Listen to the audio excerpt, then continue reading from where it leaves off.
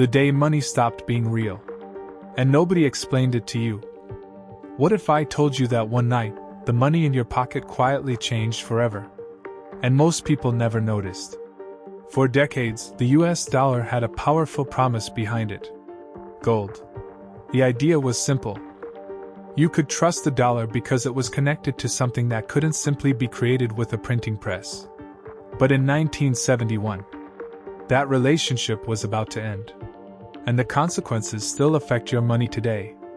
To understand what happened, we need to go back to the aftermath of World War II.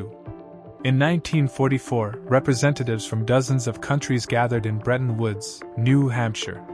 They created a new international monetary system. The US dollar became the center of the system.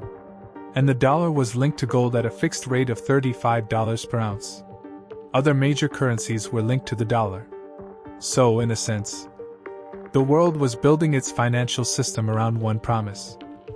The dollar could be trusted. But there was a problem. As the United States spent more money during the 1960s on government programs, the Vietnam War, and other commitments, the number of dollars circulating around the world increased. But the amount of gold held by the United States didn't increase at the same pace.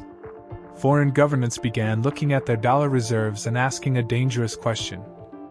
Can we really exchange these dollars for gold? Some countries decided to find out. They began converting dollars into gold. And American gold reserves started falling. The system was under pressure. Something had to change. Then came the moment that changed monetary history. On August 15, 1971, President Richard Nixon addressed the American people. He announced a temporary suspension of the dollar's convertibility into gold. The famous phrase was the closing of the gold window. It was presented as a necessary economic measure. But underneath the political language was something much bigger. The direct link between the dollar and gold was effectively broken. The world had entered a new monetary era. And most people were probably thinking about something completely different. Their jobs. Their families. Their next paycheck. They didn't realize the rules of money were being rewritten. After the gold link disappeared, money no longer needed to be directly redeemable for a fixed amount of gold. The modern fiat money system became the dominant model. And this is where an important distinction appears. Fiat money isn't fake money. It's money whose value isn't based on a promise to exchange it for a specific physical commodity. Its value depends heavily on trust. Trust in the government. Trust in the financial system. Trust in the economy. And perhaps most importantly, trust that other people will continue accepting it tomorrow. Think about that. The piece of paper in your wallet isn't valuable because the paper itself is valuable. It's valuable because everyone agrees it represents purchasing power. But there's another side to this story. When money is no longer tied to a fixed quantity of gold, the supply of money can expand much more flexibly. That can be useful. During financial crises or recessions, governments and central banks have more tools to respond. But it also creates a long-term challenge. Purchasing power can change. Imagine you put $100 under your mattress. You haven't lost a single dollar. 20 years later, you still have $100. But what if that $100 buys significantly less than it used to? Your number didn't change. Your purchasing power did. And that's one of the most important lessons in personal finance.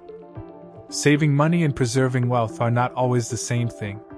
This is why the story of 1971 isn't just history.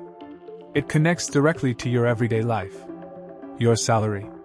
Your savings account. Your investments. Your mortgage. Your retirement. Your emergency fund. When you understand that money can lose purchasing power over time, your financial strategy starts to look different. You don't simply ask, "How much money do I have?"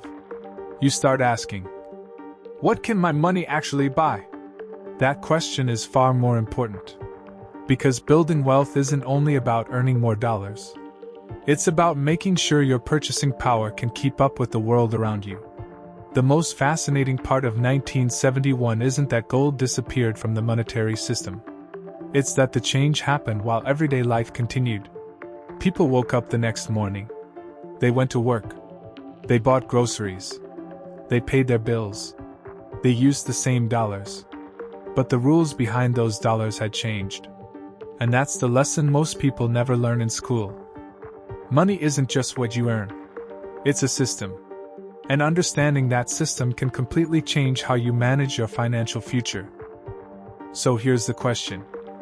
Do you think leaving the gold standard made money more flexible or more fragile? Tell me what you think in the comments. And if you want to understand the hidden rules behind money, wealth, and financial freedom, subscribe to Money Momentum. Because once you understand how money works, you stop playing the game blindly.